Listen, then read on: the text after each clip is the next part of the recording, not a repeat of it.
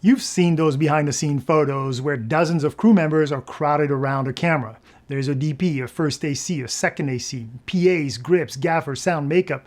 It looks like a small army, all working together to create that one perfect shot. And if you're like me, you've probably had this thought, if only I had a team like that, I could make something truly amazing. It's easy to fall into that mindset, to believe that without a full crew, you're somehow less than, just a small fish in the vast ocean of the production industry. But what if that's not the full picture? What if crew size isn't what's holding you back? In fact, a large crew can sometimes slow you down, add complexity, limit flexibility. Working with a small team can actually be an advantage, achieving surprisingly high quality work faster and more efficiently. Let's dive right in. Every role on set is important and brings a level of expertise that's critical when you're aiming for top-tier production quality. But there's a fine line between crew size and efficiency. And at some point, the added quality you get from more people and more gear simply isn't worth the cost or justifiable within the project's budget. And of course, the definition of large crew is subjective. I've worked on TV commercials and corporate film with what I would consider a big crew, a director, a DP, maybe multiple camera operator, an audio engineer, a makeup artist, and a couple of grips, a gaffer, a DIT, and a few PAs. Now that's nothing close to a feature film set, but in my world, that's the exception, not the norm. Most often, I'm working with just 1, 2, or maybe 3 additional people. Yes, part of that is about staying competitive and on budget, but more than that, it's dictated by the project itself. What are the creative deliverables? How much time do we have? What's the environment that we're working in? For me, renting a full grip truck and hiring a full crew isn't common, but I'll absolutely do it when the project demands it. If we need that level of quality, if the lighting setup calls for it, I'll build a team and infrastructure to get it done. But there is no denying that scaling up like that comes with major trade-offs. The process slows down, logistics gets heavier, and complexity goes through the roof. Take a corporate shoot in a high-rise in New York City, for example. Bringing in a grip truck and a full crew means dealing with parking permits, freight elevator access, and long setup time. That's a very different situation compared to rolling in with 2 people and a few cases of equipment. And yes, you should expect to see a difference in quality between a full lighting setup and a simple 1 or 2 light approach. But the real question is that quality gain worth the added cost and complications? With a small, agile crew, we can float through the space, lighting minimally but intentionally, and capture what we need without turning the entire office upside down. But here's the catch. When you strip down the crew, you inherit all the responsibility. You're not just the DP anymore. You're also the gaffer, the grip, sometimes even the audio engineer. You're solving problems across departments, often on the fly. That means your understanding of light, composition, and camera movement becomes non-negotiable. You're not hiring a specialist to fix a lighting issue. You're the specialist. So if you want to shoot like a pro with fewer people, your technical foundation has to be rock solid. You need to know what one light can do in 5 different ways. You need to know how to flag or bounce with minimal tools. You need to understand the psychology of lens choices and camera height. You need to learn to light for depth, not just exposure. And here's the real challenge. Without all the tools, bells, and whistles, you have to figure things out. Your technical understanding needs to go even deeper, because not having certain equipment doesn't mean giving up. It means knowing the theory so well that you can achieve the same results in a different way. One thing that's made this a lot easier today is the advancement of technology. The gear that we use now is smaller, lighter, and smarter than it was even just a few years ago. Lighting is the perfect example. We've moved from heavy, hot, bulky incandescent light fixture to compact battery-powered LED lights that are bright, color accurate, and fully controllable, often right from your phone. That changes everything. Now I don't need someone standing by to just adjust the light while I check the monitors. I can pull out my phone, tweak the intensity or the color, and make real-time decisions without having to move an inch. That's not just convenient, that's a game changer for small crews. Same goes for the gimbals and track system. What used to require a team and a dolly grip can now be done with one person and a compact gimbal rig. They're lighter, more affordable, and more accessible, making complex camera movement possible without a full support team. So yes, having the right equipment does matter, and it's one of the biggest reasons the small crew model is not only possible, but actually thriving. But gear alone won't get you there. You still have to know how to use it to its full potential. Take lighting and exposure. When I travel, I usually only bring 3 lights: my main key light, a small panel I can use as a backlight or as an accent, and a 12 by 12 RGB panel. I'll throw in a few collapsible bounce boards, but that's basically my entire lighting package.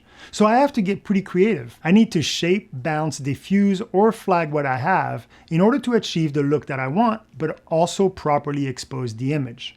Sometimes that means balancing my limited light against whatever natural light is available. Sometimes it means understanding how to leverage contrast ratio or switching between low base and high base ISOs depending on the scene. That technical knowledge is what allows me to get the results despite limitations. Now, are all my shoots filled with jaw-dropping cinematic imageries? Well, I wish. I don't get the luxury of Tech Scout or a prep day. I show up with my kit and I have to make it work. Sometimes the weather throws everything off. Sometimes the location the client pick is noisy, cramped, or poorly lit. That's the reality of the work that I do. But by continuing to study the technical side of filmmaking and understanding the psychology of visual communication, I'm usually able to find a solution and deliver a product my clients are proud of. It goes way beyond just knowing how to set aperture or ISO. But that is the foundation: shooting in full manual, having true control over your camera, and knowing how to get the most out of every shot. Understanding contrast ratio changed my entire approach to lighting. Now I can walk into a space and know what kind of lighting ratio I want, what's realistically achievable, and how to use my gear efficiently to pull it off.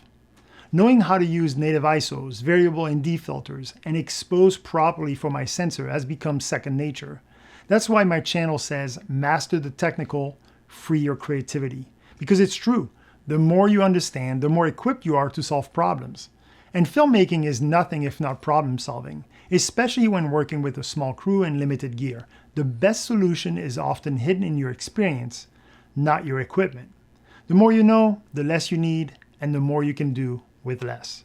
There's one more reason I rely on small crews, something that doesn't get talked about enough: intimacy. A lot of my work involves interviewing people who have never been on camera before. They're not actors, they're not spokespeople, they're real people. And one of the most important part of my job is making them feel comfortable enough to be themselves, to speak naturally, to forget the camera's even there. I'll never forget watching a masterclass from Ken Burns. In the middle of his lesson, he asked the director to turn the camera around to show the setup in front of him. Dozens of people, gear everywhere, lights, monitor, multiple camera, booms, cables. And he said something that really stuck with me. He explained how intimidating that kind of setup can be for someone who's just trying to open up and speak from the heart. So when he interviews people, he keeps his crew tiny, with minimal equipment and a quiet presence. Just enough to do the job without overwhelming the subject, yet without compromising quality. Now that moment blew me away. Here's Ken Burns, arguably the greatest living documentarian, working the exact same way that I do. Not because of budget, but because it helps him capture truth. It helps the story, and I get it. One of the first things I say when someone sits down in front of the camera is, your hardest job today is just trying to ignore all of this stuff and have a normal conversation with me. That's hard to do when there is a swarm of people staring at you, wires everywhere and lights in your face. But with a small crew, the room gets quieter, the pressure drops, and something really important happens. People start to relax. They stop performing and start connecting. That's when you get the gold. That's when someone says something honest, something personal, something they wouldn't have said in front of a full production team. So yes, small crews are efficient. Yes, they're cost effective, but they're also humanizing. And for the kind of work that I do, telling real stories with real people, that's everything. And if there's one lesson I've learned over the years, it's this. When it comes to people, I'll take quality over quantity every single time. The crew you surround yourself with can either elevate your project or hold it back. And when you're working lean, selecting the right people becomes even more critical. Filmmaking is collaboration at its core. Yes, there's still a structure on set. There's still a hierarchy that should be respected, especially in front of the client.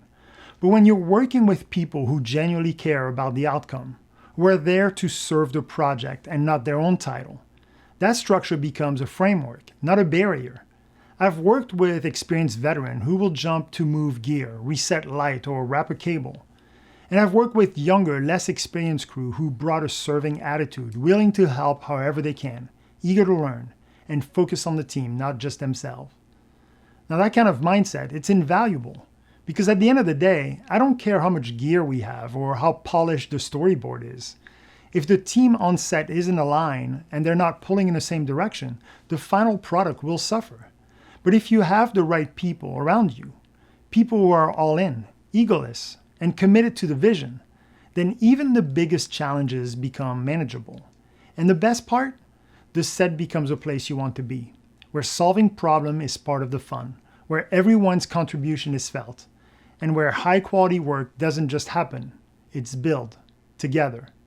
Finding the right people doesn't just happen by chance. You have to put yourself out there. Start by getting involved in your local production community. Nearly every city has some version of a film association, media coalition, or filmmakers group. Look for local production meetups, screenings, or industry mixers. Attend workshops, festivals, or gear demos, not just to learn, but to meet people. When you go, be the person who introduces yourselves. Shake hands, ask questions, listen more than you talk. If someone's work inspires you, tell them. If they mention a project they're working on, offer to help however you can. That kind of presence and humility goes a long way.